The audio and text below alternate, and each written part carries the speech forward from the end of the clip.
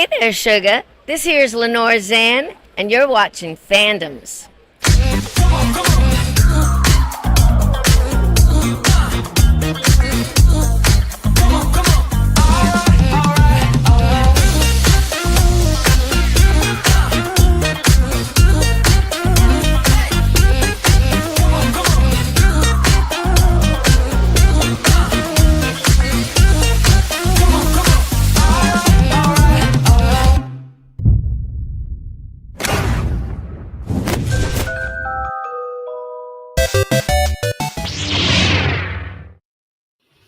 And welcome to Fandoms, a show from every fan's point of view. I am Tony. I am the host of Fandoms, also the founder of Nerd Initiative. We are so glad to have you guys. Just welcome. We're going to be talking tonight about superhero fatigue. If you didn't see it from the opening artwork, super excited to do that intro. Also, having Lenore Zan, we interviewed her back in October of this last year at New York Comic-Con 2023. And in fact, if you want to, you can go to that article. You can follow the QR code that is going to be popping up just about. I'll do it now. So Lenore Zan, just talking about her political career. Not only was she a amazing superhero in the animated series for X-Men back in the 90s, but she also went on to do political work in Canada, really taking a stand for women's rights and for Indigenous rights, and then coming back for X-Men 97. But before we go any further, let's go ahead and get started with some Pooja's picks, and then we'll pick up the conversation. Hello everybody, and welcome back to another segment of Pooja's Picks. My name is Pooja, and I'm here to bring you the latest in movie news. Here are my picks for the week.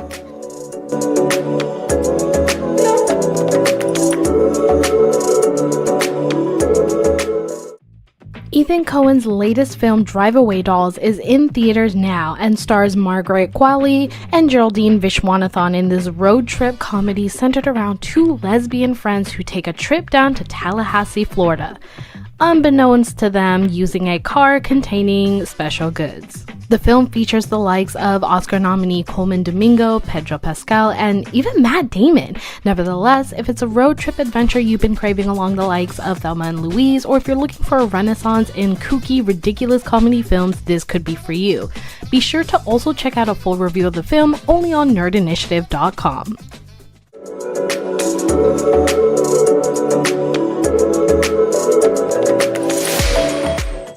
3 years ago, one of the biggest epic sagas was once again brought to the big screen. Today, its sequel is now in theaters. That's right, Dune 2 has risen from the harsh deserts of Arrakis and continues the story of Paul Atreides as he reunites with Chani and the Freemen in the hopes of achieving justice against those who destroyed his family.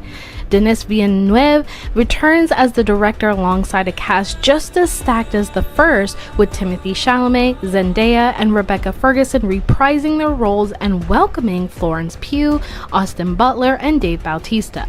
And if you're unsure if the sequel will be able to hold up to the first movie or exceed your expectations, why not check out a review of the film, available only on nerdinitiative.com.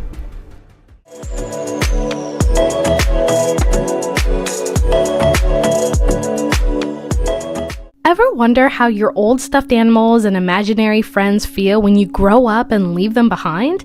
Well, we might have the creepiest answer. From director Jeff Wadlow, Imaginary is a horror film that centers around Jessica and her stepdaughter Alice, who discovered Jessica's teddy bear Chauncey that she left behind as they go back to her childhood home. However, it seems like Chauncey isn't all that he seems, as the games he opts to play become increasingly dangerous.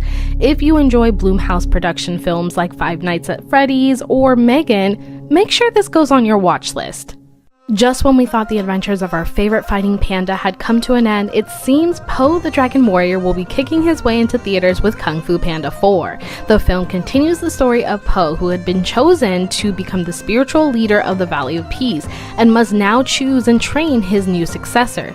But his biggest obstacle comes in the form of a shape-shifting sorceress who is determined to wreak havoc and obtain Poe's Staff of Wisdom.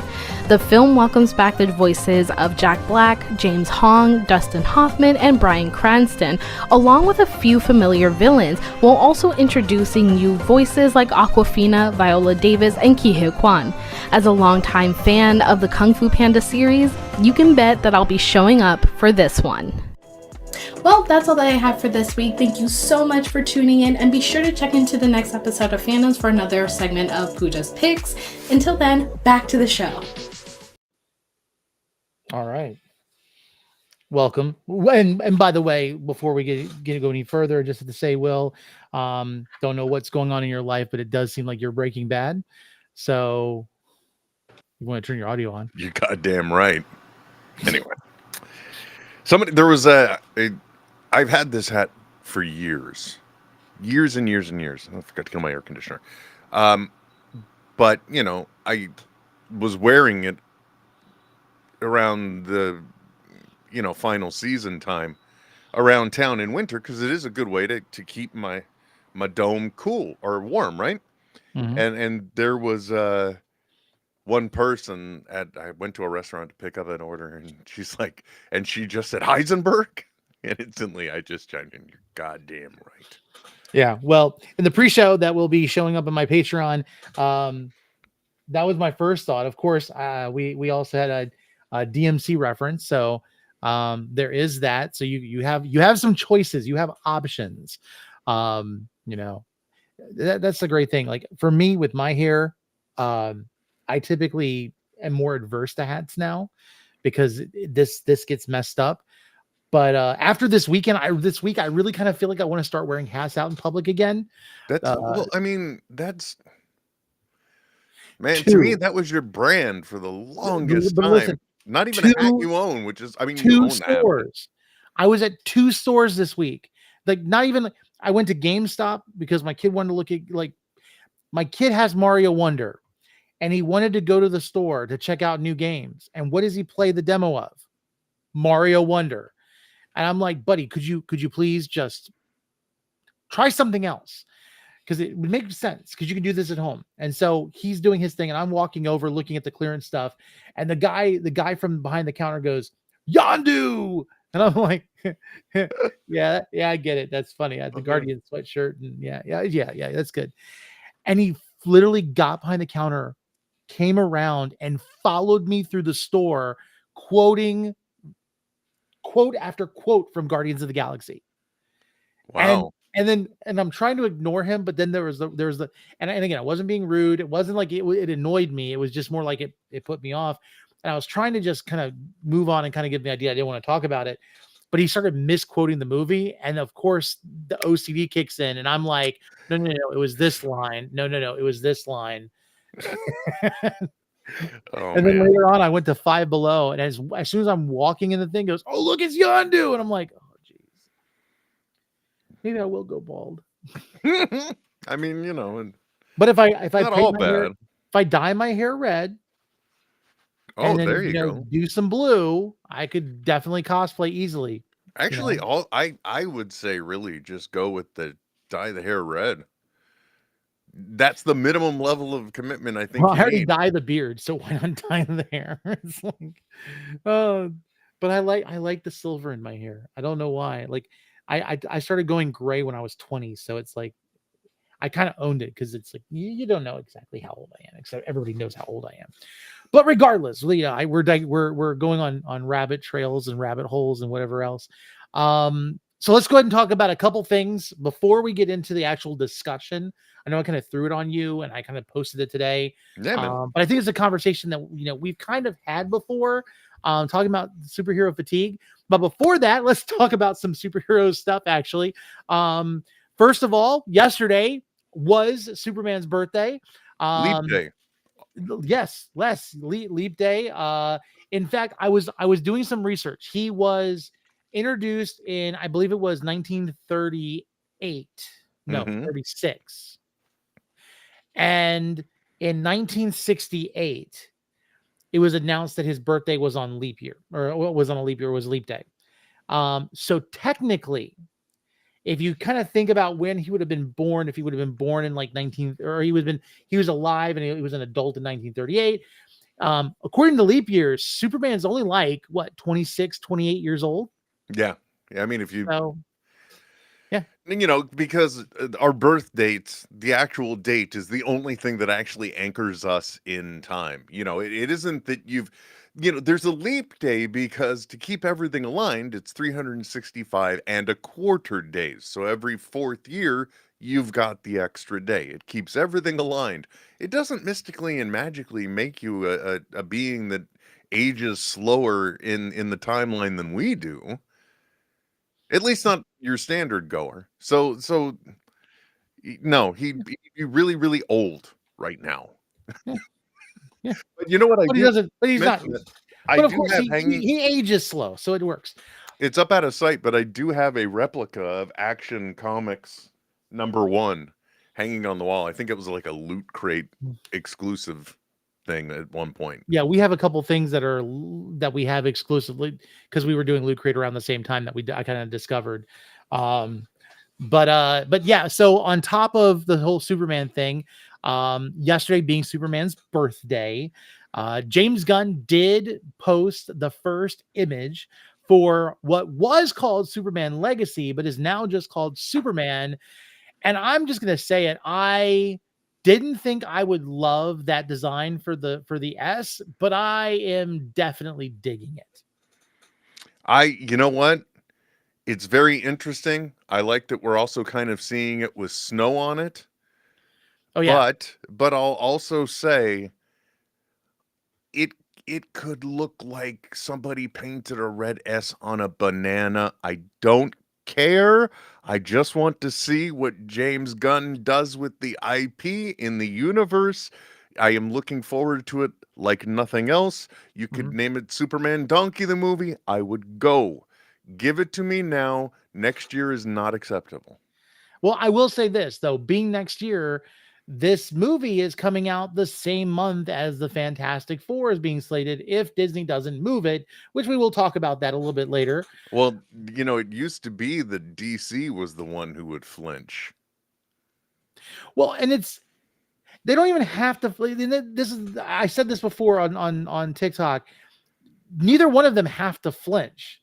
Like, we can have both of those movies in the same month. In fact, I would say when they're both out in the theaters, like, the theaters should be obligated to do like a double feature. Because we're Well, talking about I don't know if I would go that far, but I mean, the problem is from an industry standpoint,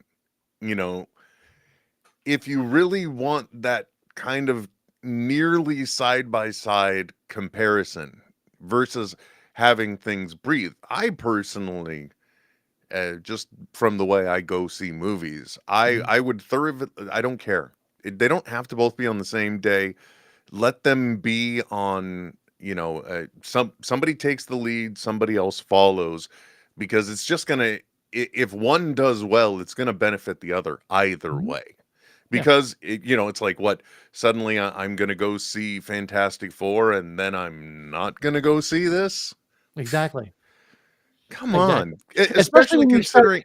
because they're going to put each of those movies in the beginning of the previews for the other film, and so you're going to sit there and watch Fantastic Four, and you're going to see James Gunn's Superman, and it's going to look good on that big screen. Yeah, but we are what we would call a shoe-in, okay? We Right. are a safe bet. You got to remember, the one thing that they're always striving for is that part of the audience that wasn't going to go. Just the average Joe Q public, maybe on a date, maybe going with a friend, maybe going alone. They don't care. They're the ones that they need in the seats for it to be big. And so they're always going to want that. So Yeah. so it's not about us, it's about those people and Yeah. them going. And along with going through and looking, and I had to go on Twitter to get the image of the Superman S. I also saw, I don't know how recent this is, it might have been today, but we have the announcement that Wendell Pierce is going to be playing Perry White in the movie. And I'll be honest with you, like, between the last two iterations, and I'm not going to talk about the show like Superman Lois or anything like that. Like I'm talking about cinematic appearances. You know, we got Lawrence Fishburne as Perry White in, you know, Man of Steel, and we didn't get a whole lot of him. We don't know anything beyond, of course, like what was it? He was in Man of Steel, and then he was in Batman v Superman, and so I don't even remember it. yeah, I don't so even it remember wasn't it. memorable. And I'll be honest with you, I kind of felt like Lawrence Fishburne was one of those characters. Like when you see him, you think Morbius, you think, you know, some other films than this.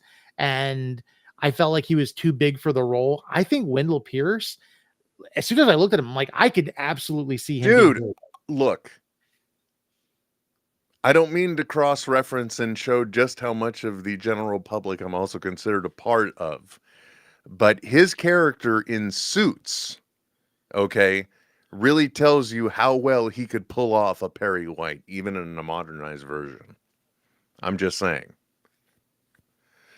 Yeah, I watched Suits. What of it? Don't come at me, bro. I haven't seen the last 2 seasons, though. I fell off the bridge. That's fine.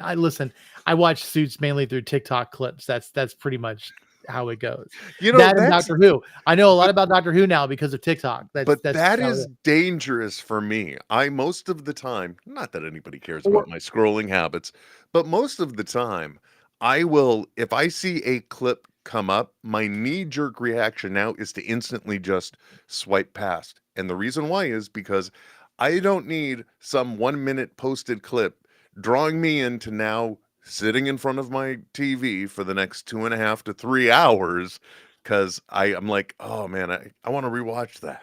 Well, it's funny because I'll watch the clips, but I won't go back and watch. Like I did that once. They got me with Jupiter Ascending, and I was like, oh, you know what? It's been a while. Maybe it's aged well, and it didn't age well. And so I only watch Suits on TikTok. I'll scroll through. I only watch like what is it, Chicago Med or like 911 on TikTok when it pops up. And I promise you right now, the only song that is stuck in my head right now is Cop Cutie Cute and On Duty from Rookie. And you see, like you said, those are like, I'm fine watching it there. Not me, my friend. I see that, and now suddenly I'm like contemplating. Okay, Rookie, season 1. Let's go. Well, pretty much, it was. There was a time where it was like anything Nathan Fillion, I would watch it, and honestly, he's a cool guy, but he's one of those people. I've met him, and you don't know how much of it's genuine because, like, we were. Of course, we're at the Guardians premiere, and I'll talk about that a little bit about the DC stuff, but he's walking by, and my wife goes, you know, can we get a picture? He's like, I thought you'd never ask.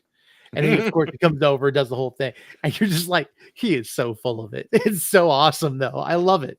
But, you know, the guy that does Fat Man Beyond with Kevin Smith, Mark Bernardin, he tells, I think, the story that thoroughly defines the character of that man. Mm-hmm. If I'm remembering, yes, I know that's the actor he attributes it to. Nathan, they were at a premiere for something. It might have been the first Guardians movie, mm-hmm. At the time, because he was representing whatever publication he was writing for at the time. But mm-hmm. but there was a previous connection between the two, and when he says to his son, you know, let's go meet Nathan Fillion, and they go over there, and Mark introduces himself, and Nathan says, hey, sees his son, finds out his name, and then says, I have to tell you, I am such a big fan of your dad. So he's like, I will take a bullet for that man now. Because for somebody like Nathan Fillion to build you up like that in front of your son, oh, that's a class act. Oh, yeah. You know, absolutely. Who's actually, and everything else set aside, who else is I've heard is a very good class act is actually Chris Pratt. Not to go off on a tangent. I've heard it. I didn't get a chance to meet him. My kid wanted to, really mm-hmm. wanted to, but he spent way too much. I won't say he spent a lot of time with the fan pits. And so the way it worked is you went around this horseshoe where there was a big stage, and they had people filming from above, and then you went around this horseshoe where there was a fan pit. There was a fan pit outside when you were coming in because it was up at the Dolby Theater. And then from there you went down this walkway, and then you went down like the red carpet where all of the media outlets were taking pictures. And so by the time he got there, he spent so much time in the pit, did an interview with Marvel, went down and got like maybe a quarter of the way past the media outlets, and then they were rushing everybody into the theater because it was way past time to do the movie. Mm-hmm. So, which I'm glad, and I was about to say I was kind of feeling guilty for talking about it, but when the strike happened, I lost a lot of like months that I wanted to talk about the Guardians premiere and everything else, and I felt like I just didn't have the chance to do it, so I'm not feeling guilty for it now. That's fine, man. That's fine. But although I think personally already we're going in, and I think I've already shown my hand on the topic that we're going to be discussing tonight. Because I don't. Anyway, when the time comes, my friend. So let's go ahead and get some formalities aside. Wait, hold on. Before we do that, though, I just want to kind of tie into the James Gunn news and my whole whatever. Quick question, and this kind of tells you my level of commitment to DC properties, how much they've brought me in as a fan to be willing to stick around. I'm going to ask you a question. The answer and the question itself is going to really tell you. And your answer is probably going to be even more telling. Is the second Aquaman movie streaming on Max now? Yes, but I haven't watched it. Okay. See? Neither have I. Well, but let me say why. Anyway.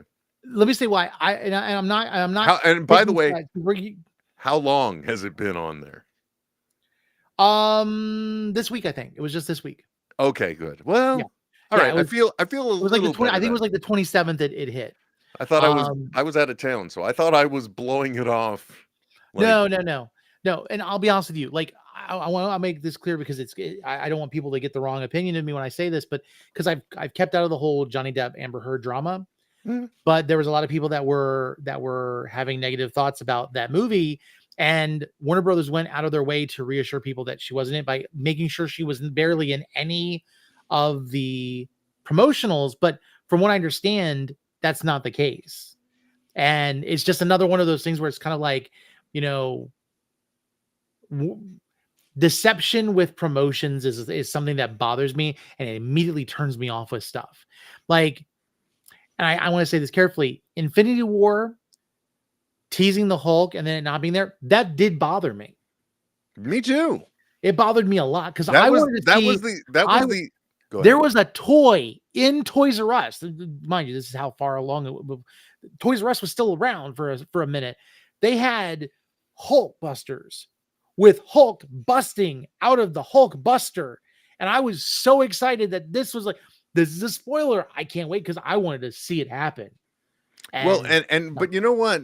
To be fair, in the creative process versus the marketing and let's make Lucas money off of action figures, that was one of the original concepts, was that while in the Hulkbuster, in a dire moment, Mark Ruffalo basically says, come on, Hulk, this is it. We've either got to work together or we're done. And then he turns into the Hulk busting out of it and basically goes, this is new. Like that. So that was something that was in there. But yeah, that was where I thought it was vital, because if they're ever going to have it where the Hulk reverts back or there's a splitting of the personalities again, that would have been we can talk about that in a minute. So let me go and get past the formalities, because like, again, tangents, like this show should just be called Tangents. I'm just gonna say that. So couple things to go and run through. Rich, if you want to get ready to go through the QR codes, I want to just make sure we mention, first of all, if you like Will Wilkins, you'll want to check out Netheads with him, with Trent. There is a picture of him with hair. Yes, he did have hair. I'm believing it is selective because of how far that hair was going back. Sometimes you just have to call retreat, and sometimes you just have to give up the army. But I found this online. I absolutely love this picture, just because it is something that I would have designed too. And this tells you how long ago it was. And look at that baby face Will. I'm just gonna say, and Trent without a beard. It's a Okay, little bit jarring. now here's the dangerous territory you're getting into, because I started doing netheads in 2011, and before that I had been doing another podcast as well. So anyway, the whole takeaway there is that I started doing netheads in 2011, and it's 2024. I don't know if 13 years is a good or bad statement at this point. I think it's I often joke that I'm the Ed Wood of the internet, because I'm like, let's Listen. do another one. Listen. You're good. You're absolutely good. And again, we're going on tangents. Well, let's kind of wrap. So, Rich, let's go and get ready for this. I'm going to try to knock down. If you saw Lenore Zan at the beginning of our episode, if you didn't, go back and watch that. But you can watch the interview that we had with her back in October at New York Comic Con 2023, talking about her work. Amazing career, not only as a voice actor, but also as a political activist, as a politician in Canada. Really working and striving to help people. And then speaking of X-Men, because she's coming back in X-Men 97, the Lego of the week is actually going to be the Marvel X-Men X-Jet, which I thought was an interesting title for this. It is at 359 pieces at $84.99. If you follow that code, not only can you get that amazing Lego set, which I really want because it has Rogue, and Rogue is my favorite character out of the X-Men, hence why Lenore Zan I made sure that interview happened. And so really cool. Check that out. But we also get a bit of coin for that. So we appreciate anything that you can do if you haven't gotten it already. And then another thing that I really want to be excited about to talk about next week, if you were going to be in the DC area for AwesomeCon, about to say Netheads, Nerd Initiative is doing an Expounding the MCU, talking about the multiverse, incursions, and what's to come. Matt Roth of Hops Geek News, part of our Nerd Initiative comics bullpen, and one of our assistant editors is joining me for this panel, and we're going to be talking about hints in the comics, what could be possibly happening for the future, and what is going to be the end of the current MCU. And so if you're going to be there 1:30 on Friday the 8th and room 207B, and we're going to try to record it, but I cannot guarantee because things happen. So we'll see. And then the last thing I want to just remind everybody about is the new comic book day every Wednesday. That's going to be at the Nerd Initiative website. You can check that there. And then also, if you look at the code right here, this is going to take you to our monthly newsletter where we tell you about the stuff that we're doing and the things that are happening, including some amazing interviews like the bullpen sitting down on Turnipage and interviewing Patton Oswalt in the group, talking about their current comic that's come out. So be sure to do that. You'll see the actual newsletter here.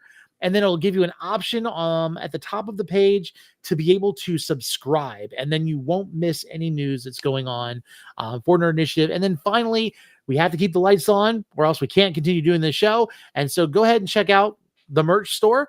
I went ahead and we've added a couple of new things. We're starting to really solidify some branding for certain stuff. The bullpen has their own style, Nerd Initiative movies and Nerd Initiative television, and we're gonna have stuff for that. There's actually some Nerd Initiative movies merch on there as well, including our wrestling show, which is Wrestling Night Live, hosted by our very own producer that's behind the scenes doing everything, making me look like I'm like doing magic. You can find Wrestling Night Live there every Thursday night, 8 p.m. And then I believe there is going to be an upcoming, I believe it's AEW pay-per-view. So there's lots of stuff. Typically they do a pre-show and a post-show. So if you don't know, check out Nerd Initiative. You'll find everything, even on this channel here on YouTube. And be sure to like and subscribe and turn on notifications so you know what stuff is coming out. Because we have things like Did You Know? We have Pooja's Picks. We have Paperweight Entertainment's Hall of Armor. There's news that comes out. So we'll try to keep you guys updated with everything that's going on. But with all of that said, we can now move on to what this show is about. And that is superhero fatigue. Is it a real thing? Yes, let me tell you something. As my daughter's hero, I am exhausted. That's not what you meant. Never mind. No, I think the box office shows it is a real thing. Okay, even though I think that there are certain marketing questions that have occurred, I think there's also been certain choices. Our commentary a little just moments ago about the second Aquaman movie, right? Mhm. I did not go to see that in the theater because I did not feel it was put out in good faith per se. Mhm. And I question why it came out the way it did, unless they were contractually obligated to put something out in like Jason Momoa's Rider, because Mhm. uh, just from what I heard, it is not good. It's not Madam Web not good, but it's still not good. So when you put out that kind of stuff, in that case, I kind of view it as in bad faith because it's not Mhm. entertainment I'm going to enjoy, and it's not entertainment that's going to help elevate the genre. Mhm. So in that regard, yeah, especially as I mentioned with like the desire to bring in John Q. Public, I think there are people that would have dallied into these movies because it was a fun zeitgeist and they felt like they could tap into it easily. Mhm.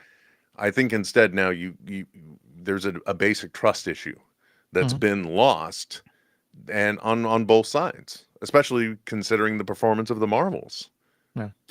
So I would like when I let me preface this by saying this is something I've been thinking about for a while, and it's something that I think people need to understand because when we use certain terminology when it comes to things like superhero fatigue, there are precedences within the entertainment genre of fatigue for specific types of tropes or themes in movies that you see that oftentimes get revived and then they go away. And a lot of times that's because there's no audience for it at the time. Let's say there was a while where if you go back, there was lots of period pieces. You had Godzilla, no, Patriot, Gladiator. You had lots of films that were pulling into the trope of the past. You then had alternate universe passes with past films, the way I would say it, but it's really the Quentin Tarantino style films where they may follow something in history, but they're really not historic and they're not accurate historically. Hmm. They're just used to play in this like alternate universe. I think he's more meta than I give him credit for sometimes, but there are those types of films. There were, westerns, which you don't see a lot of westerns anymore. There were lots of you almost kind of feel like the only the rom the or the period romance drama films don't really happen much anymore. Things like Gone with the Wind and stuff, because those kind of fell, within that era. But at the same time, Hallmark has the market on, period piece romance dramas of any type of period. But Forbes put out an article in January 4th of this year talking about superhero fatigue and if it's a real thing. And they based it off of 2023's movie reactions, responses. You had, Ant-Man the Wasp Quantumania. You had Guardians of the Galaxy Volume 3. You had Across the Spider-Verse. I would probably even throw in, people don't realize this, you throw in the Teenage Mutant Ninja Turtles when you're talking about superhero comic book films because they're comic book movies. Hmm. And then you've got, the Flash film that we will not speak of. And then you had, I can't even think what it was at the end. Oh, the Marvels. Just because, you had the Marvels and it didn't do well. But there are reasons why those films didn't do well. And there are also reasons why I think the market is struggling right now. And you have to come to terms with the fact that if we're talking about just the MCU, you have oversaturation.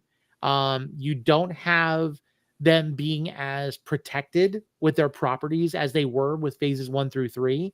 1 through 3, they were still trying to prove themselves and they were trying to ensure and guarantee success. Whereas phase 4, they were opening up and they were allowing people of color to direct and to be represented and to do all these things.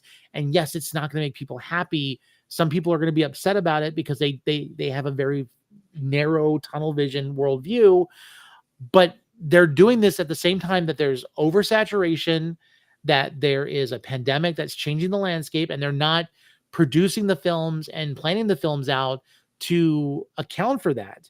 They're almost trying to speed up and make up for the time that they've lost because they had an agenda in the beginning. And then on top of that, there is this, where was I going with it? Hold on. I just threw myself for a loop. Oversaturation.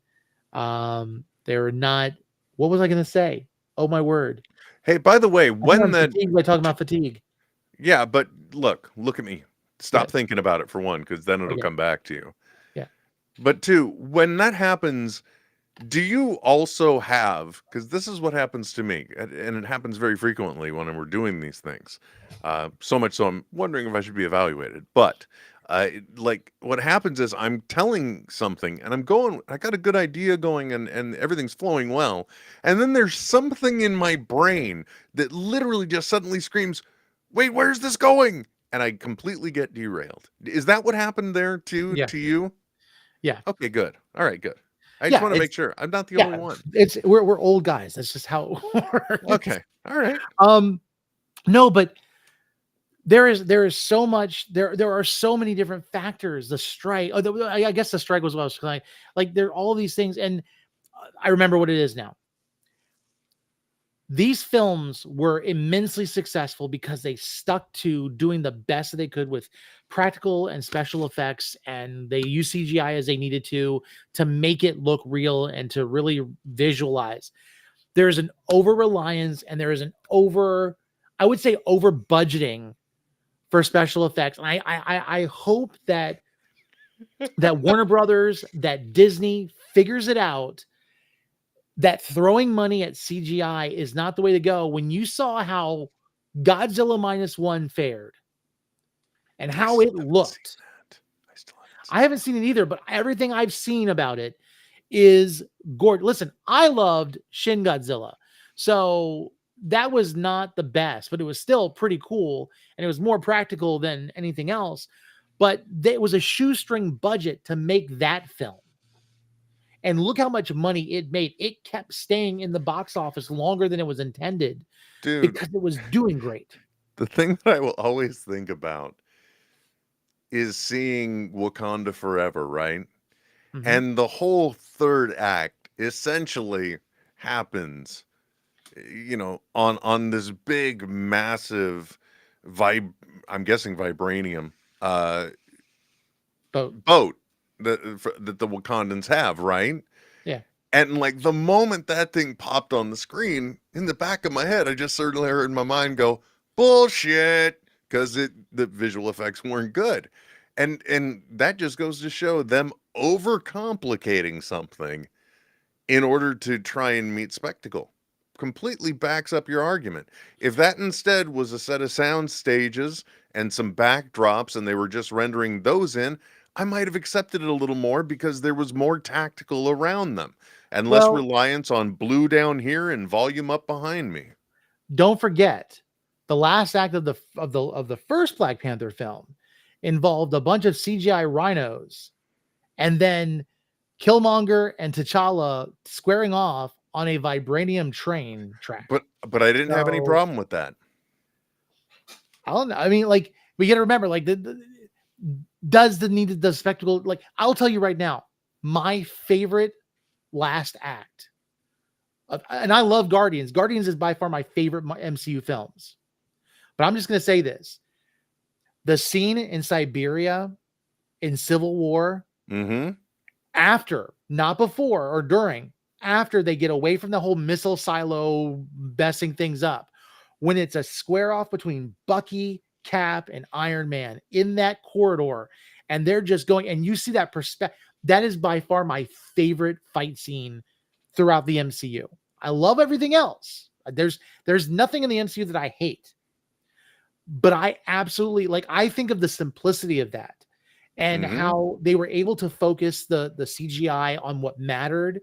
And they really, I mean, between Bucky and Cap tossing the shield at each other, that's what we need more of. We don't need more, testosterone driven superhero films. We need films that are taking things like the Marvel Netflix's Daredevil, the corridor scene where it's all one shot. Mm-hmm. The Civil War scene where it's all, it's all contained and it's all simplified and it's a major fight and you can feel the weight of what's about to happen and what could potentially, occur, to the point of where Cap's not going to kill Stark, but Stark doesn't know that when he brings that shield down. And so you have those moments, I think, get sacrificed for the big spectacle down the road. The Germany airport was great, but that wasn't the best part. It was that end scene. And I think that's what we need to get back to when we talk about what Marvel has lost. It's not we need the characters back. It's not that people don't like these characters. I think Kamala Khan is an amazing character. I love Aman Vellani. I think she is one of my favorite actors within the MCU right now. Mm-hmm. Just for the fact that she just sheerly love the fact that Kevin Feige had to have a fight with her, an argument with her about her wanting to put too much Iron Man in her room when she's supposed to be a Captain Marvel fan. I love that. And so I don't think it's a problem with the necessity of there being too many superhero films. It's too much spectacle. And then we go back to the oversaturation because many people in this current generation have forgotten that Disney never owned all of the properties and they still don't own Spider-Man, but Fantastic Four, the X-Men, a lot of stuff in the Guardians universe, because it crossed over with X-Men and Fantastic Four. They couldn't use the Skrulls.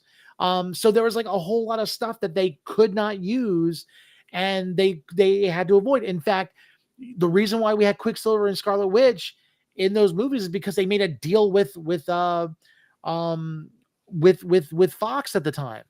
And I think Fox was wanting to do a deal with them anyway. And so, yes, Disney now owns a lot of this stuff, but still, when you think of Madam Web, Venom, Morbius, this Craven film that's coming out, Sony is muddying the properties a lot. Mm-hmm. And they don't understand. You can't take characters out of a rogues gallery and expect people to understand that. Yes, comic book fans will show up, but you have to make the films so that comic book fans and people who have no reference to the comic books can go into the theater and have a good time without a whole bunch of exposition.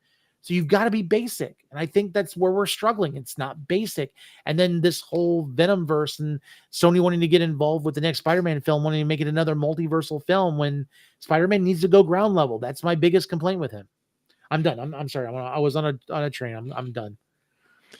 Part of that though completely made me understand why I saw some chatter in the news about, could Marvel sue Sony over the way they're handling Spider-Man IP because they're muddying the brand. And again, why do I even call out Aquaman when this glaring most recent event happened that just again pitches forth that kind of distrust that we have now, because you're not putting out good movies, but you still keep putting them out. When Sydney Sweeney and Dakota Johnson went out and started talking about Madam Web, they made a statement that they were excited to be a part of Marvel Studios' Madam Web. Mm-hmm. The actors didn't even know that this wasn't a Marvel Studios film. Ouch. By the way, Sweeney is hosting Saturday Night Live this weekend, right? Is there some other project she has to push? I don't know, but if she doesn't talk about Madam Web, that would be hilarious. Oh, wow. No, she has nothing else that's slated right now, so it would have to be Madam Web. Wow, somebody in Sony's PR must have lobbied hard, because first they had Dakota and now Sweeney. That is amazing. Anyway, again, distrust, man. It's kind of funny because, like, okay, normally the Marvel thing is you move up. Chris Evans played the Human Torch in the Fantastic Four films, which were passable, but they weren't like what Michael Corwin, but they were, they were okay. They were Fox films. And then he goes off to be Captain America. Upgrade, Michael B. Jordan played the Human Torch. Maybe it's the Human Torch that it's not. That's the only role that gets transited. Michael B. Jordan, becomes one of my favorite villains in the MCU, which I would have loved to have seen him take a heroic turn, but Killmonger, because he was a great villain, and I love the fact that he came back in Wakanda Forever. Spoilers if you haven't seen it. But then you have okay, let me get through this. Oh, what's this? Okay, who was the name of the guy who played Quicksilver? Oh, yeah, you're the wrong guy to ask here. I never remember his name. Evan Peters? No, not that one. The for Civil War. Oh, no idea. Or no, not Civil War, for Age of Ultron. Well, I mean, technically. Well, yeah, just Age of Ultron. Awkward. Aaron Taylor Johnson from Captain Billy 22 in chat. What up? Yep. I think that's it. Let me just double check.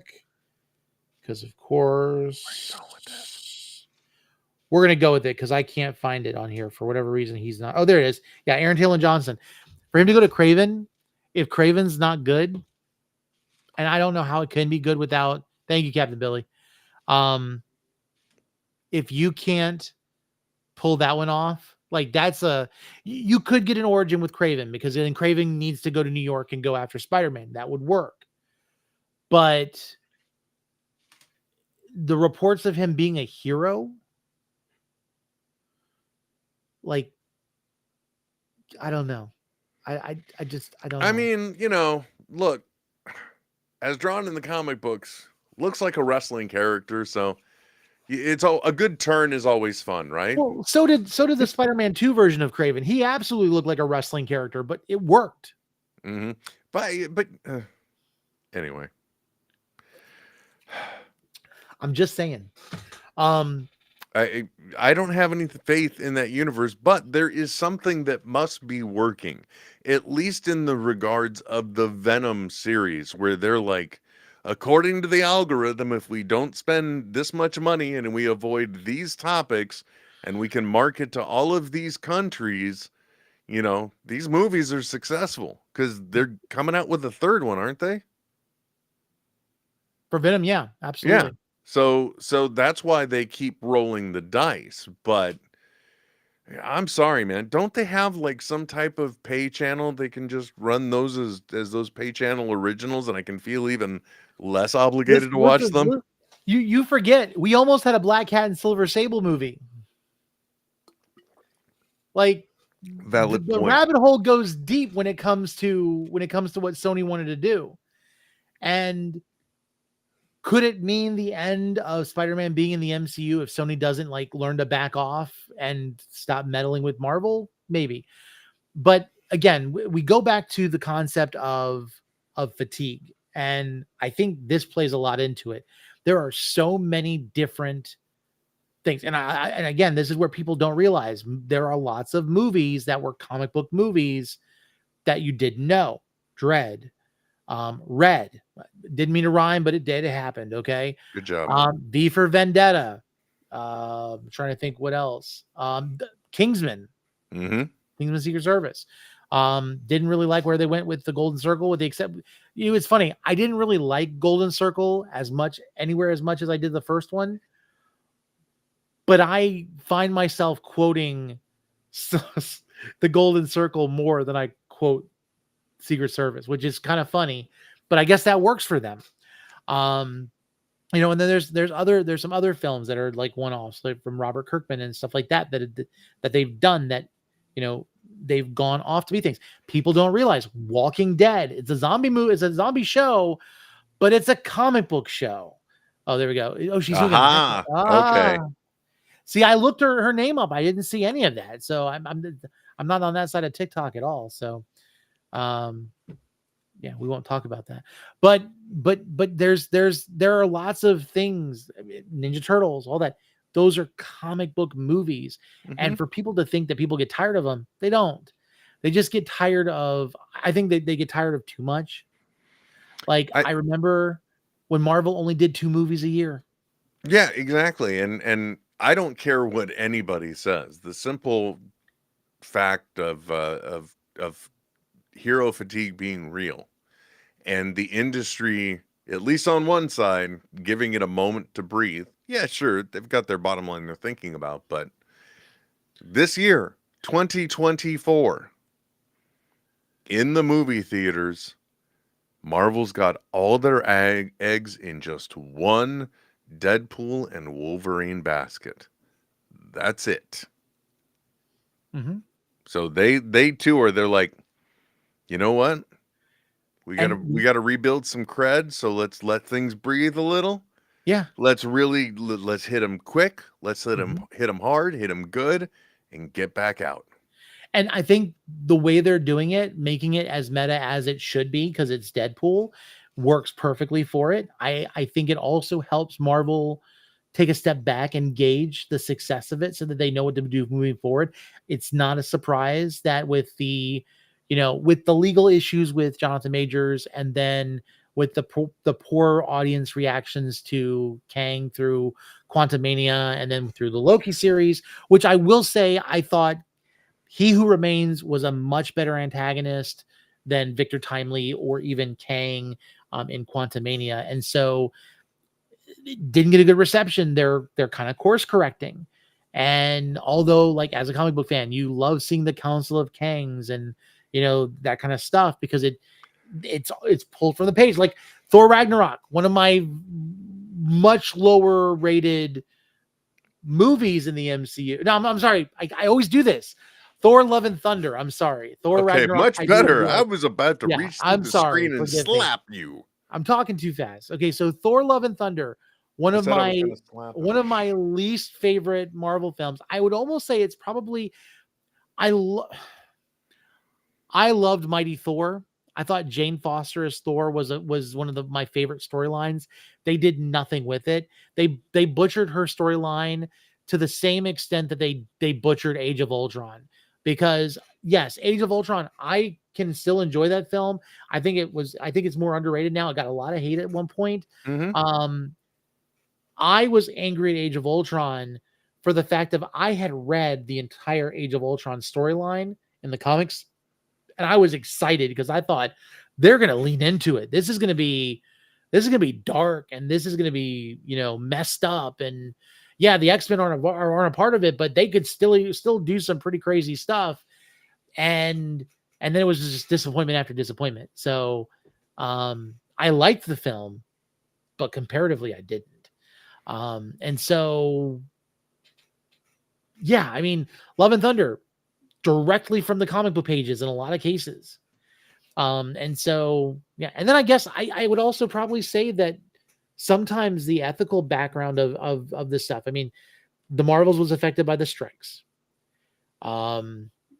Captain America 4 is going to get a lot of flack because of Sabra being in it, and especially with the political climate that's going on. We don't make statements, or we're not a political site, but it's obvious that there's something going on, overseas, and it might not be the best time to bring in a character that was used as basically as propaganda in the comics and was very much, in that slate. Like, just don't do it. Can I jump back to something for one quick second? I think because of everything, because if you'll remember, I think it was during the Loki season 2 run where we got the strike finally lifting, because all of the stars on the eve of the finale are like, "Thank you, fans," blah blah blah. Yep. I really feel like that series, and maybe it's because of superhero fatigue, so people just weren't willing to give things a shot. But the second season of that series was so genius, and I think it's going to. It's I kind of feel like it's underappreciated. But if you think about it, in the first season, you've got He Who Remains, who's like, I controlled every step of the way to bring you right here. And then there's the entire series, season 2, and he has Renslayer drop the book off so that it creates a kind of a Victor Timely variant, okay? Yeah. And you think everything hangs on that. But Mhm. instead, you see it actually goes all the way back to He Who Remains again, Yep. who he does that to set Loki on the path to come back to this moment, creating this loop to where he can cheat death, be reincarnated, get beyond his imminent demise. I mean, Yeah. it's that kind of writing is just genius. Come And that was on. the thing. Like, you go back to Loki season 1, and you hear He Who Remains. He gets stabbed by Sylvie, and he says, "See you soon." Mm-hmm. He wasn't talking about like other versions of himself. He was like, "No, no, no, this isn't done. There's a failsafe." Mm-hmm. And it was always meant to go back to that moment for the very same purpose. And so it was a very well done. I think it was. I love the fact that they're bringing the TVA back into, the Deadpool MCU and with yeah. Deadpool. Um, and I think that's where they need to go. I remember a moment where it would be really, really nice if they would just stick back to the 2 movies a year at most, where the last movie teases the big thing that's leading into the next movie, that's going to tease that next step and bring that back. Like, that's the momentum that they need. And I think that's what people are complaining about the most. And Ken, our comics editor in chief, Sony went scraping the bottom of the barrel. They should have gained something, but it was, yeah, absolutely. Yeah. Sony's gonna Sony. I love that. I love that, Rich. Well, Um, here is the proof, my friend, that hero fatigue isn't affecting all of us. Because I just have to ask you, do you think that Deadpool and Wolverine is going to be part of the retcon of the MCU? Do you think it will actually go to that level? it's possible. It's very possible. Um, let's go back to Age of Ultron. One of the things that I love the most about that movie, or that book storyline, there was this insurmountable. There was no way to escape the effects of Ultron, the Age of Ultron. Ultron won. The only way that they could go back was to go back and basically retcon something to save themselves. Mm-hmm. So what we have Kitty Pryde and Logan. They go back in time, and of course, their first idea wasn't the best idea. And if you haven't read Age of Ultron, plug your ears. They first go back and they kill Hank Pym before he ever makes Ultron. Which, when they go back to the future, the Avengers are not the Avengers that you know. They're a tyrannical, group of it's like when they call themselves the Ultimates. I think when they came back, there was like this it was a utilitarian name, and then all of a sudden you see Angela, who's on who in that time frame was a guardian of the galaxy, because you find that there's like this whole storyline where she appears, and she comes from a different universe. And then her and this angelic army from Asgard come to like lay waste to Earth. And Kitty Pryde and Wolverine are like, okay, we messed up. Let's go back. So they go back in time before they kill Hank Pym, and they stop themselves from killing Hank Pym. And then they decide that Hank Pym, because they're like, we can't do.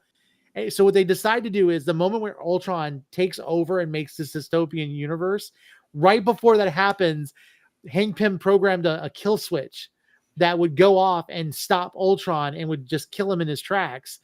And it would only happen so he would have to do all the terrible things that they knew Ultron was going to do, but there was that one terrible thing that would have like wiped everything out and would have made them all lose. That's when they stopped. And then they have this moment where Kitty Pryde and Logan have to decide to do because I think Logan went by himself the first time, and that's how it messed up. And so they have to decide what to do. And so the Logans go off, and one of the Logans undoes the other one. And so the one who was going back to fix his mistake is the one that decided to off himself because that way the other one doesn't have to know what he did to all of his friends. So it's like he's like, I won't have to know about the Age of Ultron. I won't have to know about any of this stuff. And they go back. I feel like there's this opportunity with Deadpool and Wolverine to do something like that, where they could go back, they insert themselves into the MCU, and it causes a ripple effect to where phases 4 and 5 become the alternate reality, and the MCU proper is something different, and the big bad is more present and prevalent, which I think Deadpool 2015 Secret Wars was, I'm giving away. If you're going to be at the convention on Friday next week, you're going to hear some of this. 2015 Secret Wars issue number 5 is what is seen in the trailer with the Doctor Doom. Doctor Doom, I believe, is the misdirect. I think that the concept of Secret Wars 2015 is what is the case. I think whatever happens in Deadpool is what triggers the incursion that leads us to Secret Wars. Because Secret Wars happened because the ultimate all of the universes had collapsed in themselves. The only Earths that were left in the comic books was the 1610 and the 610 616, and then the 14 whatever it was for the Ultimate Universe, and those two collapsed, and then Doom saved them. So I think Wolverine is leading to that, because you know what I want to know. Where the hell is Stephen Strange? Last time we saw him, he was going to go try and fix an incursion. He's stuck in the dark dimension with Dormammu. Catching up with Clea. I just hope, listen, whatever they do with Doctor Strange, they teased at it in No Way Home, but they need to like vocally confirm it, that those creatures that you saw in that refrigerator in the basement was what Doctor Strange eats, because magic has wreaked his body, and that's all he can consume now, because that's in the comics. There should also be a dungeon somewhere in the Sanctum Sanctorum that contains this evil creature that is basically the consequence of all of the magic that Stephen Strange does. Like, there's always a balance to what he does, and so he just harnesses all that basically, like, for every action there's equal opposite reaction. He makes this monster in the basement from all of the magic that he does, from the stuff that he's reckless with. Oh my gosh, like kind of like his toxic waste dump. Exactly. It's yeah, you have to have like the sewage. But what does it have? Is it like in a living vessel though? It's like an amalgam of like all of these different things. It's as messed up as he is. So yeah. Lovely. Yeah. Well, that's the kind of thing you want hanging around. Yeah. So, do I believe in superhero fatigue? In a sense, yes. I think people can have it. I don't think it is a widespread thing, because typically fatigue, like I was saying before, is like you don't see a lot of Westerns anymore. We used to see a lot of like space opera stuff before Guardians. You had Jupiter Ascending, you had Valerian, the City of 1,000 Planets. You had all these movies that were trying to be something different, and they didn't do well. And you had Aliens versus Cowboys. And I think that was kind of the end of all Western stuff for a while. Because like True Grit was great. Jeff Bridges, couldn't understand a word he said. But it was an enjoyable film, especially when I think, what was it? What's Matt Damon like bit his tongue, and the whole engagement with him about I liked that movie a lot. Heist films. Ocean's 11, Ocean's 8, The Tower Heist, I think, was the film with Eddie Murphy and Ben Stiller. Like, we go through these things. You had Crank, and you had the other film that what's his name did, where he was the Transporter. You had these films where there were like all of these like agendas and issues, and then you had police films, and I think they die off because the audience isn't there for them, because like it's enough. Superhero films can be different genres, they can be different styles, they appeal to different people. Will the widespread people be satisfied with everything? No, but there will always be an audience for comic book films. To a degree, because you have to remember that we are more and more in a world where comic books are less relevant to people.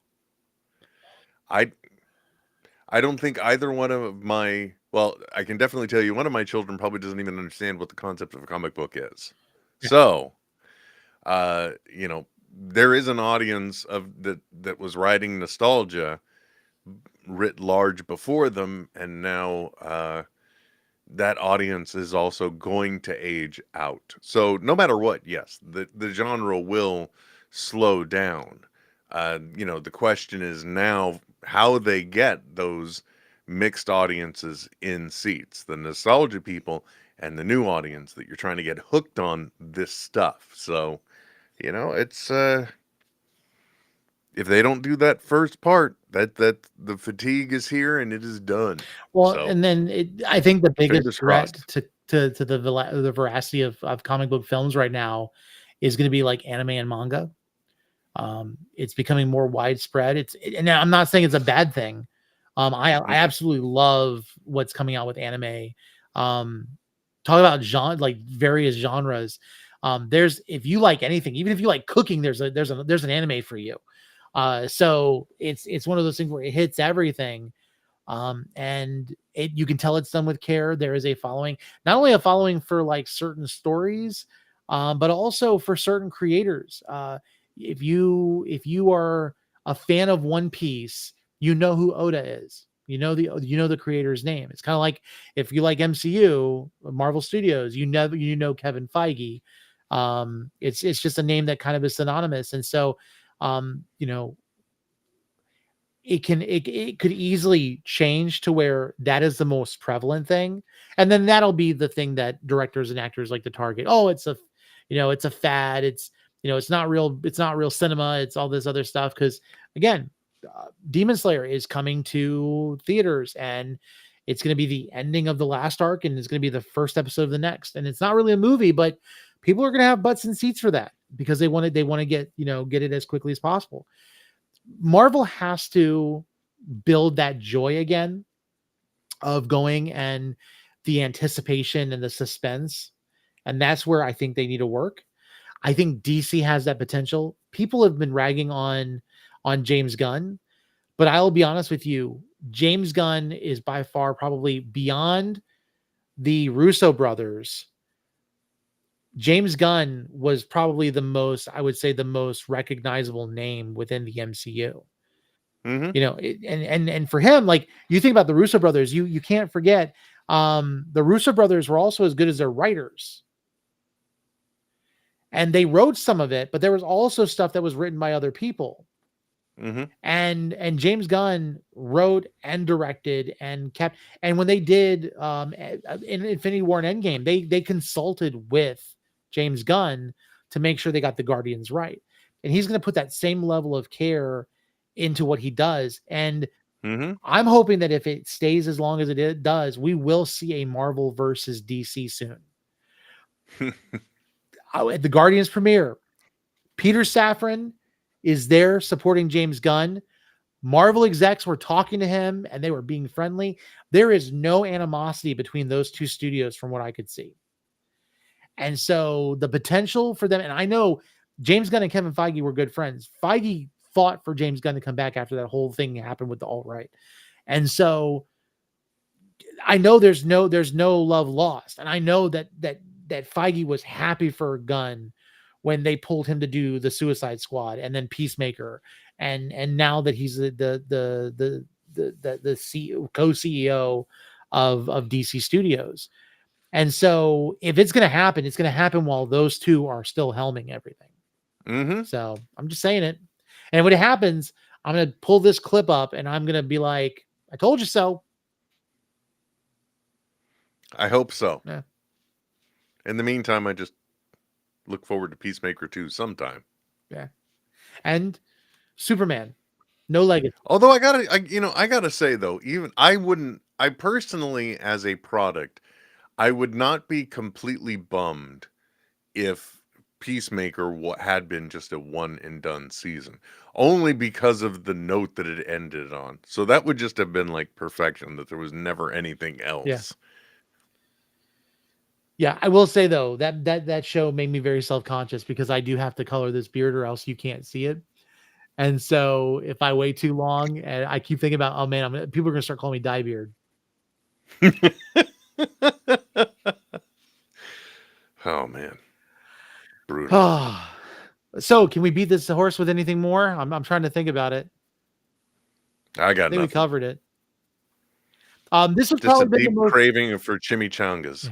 This has been the most incohesive discussion or debate. There was really no debate, but there was a discussion about the topic. If you want to know more, you can go back and look at what Forbes wrote. Again, it's based off of box office numbers, and it does acknowledge the fact that Across the Spider-Verse and Volume 3 were both really well received films. And it even gives Quantumania credit because it says, the Ant-Man were always modest producing films anyway. So the lack of the box office, it was lower than the other two.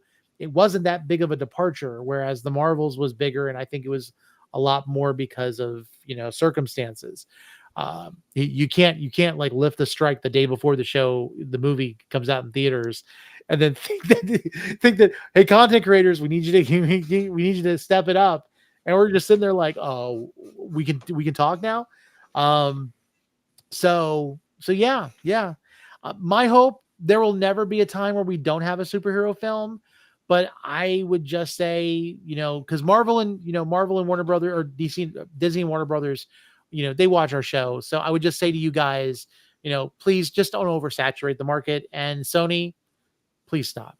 Just please stop. You just don't. Can you just not? What you do Um, is you come up with another idea for a movie, write on a piece of paper, and we're gonna pin that.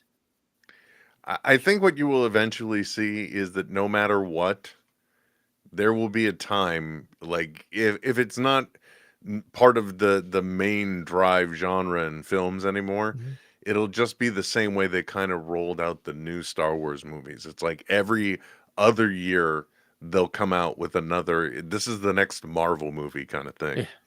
Because it's still gonna, for a while, it would still be like printing money. Yeah. Well, speaking of printing money, you and your Heisenberg hat need to go back and cook some more meth in your RV. So I'm going to go ahead and we're going to wrap this up and let it go. And so, everyone, thank you for joining us for Fandoms. We really appreciate it. Just as a reminder, a couple things. Make sure you check out the Nerd Initiative bullpen, especially on Wednesdays for New Comic Book Day. You're going to get your dose of reviews, and I'll tell you, it's been amazing. Um, you know, Pre-Post and Kid Cudi and Jeff John. Like the bullpen has made a lot of friends, and so it's been great to see that.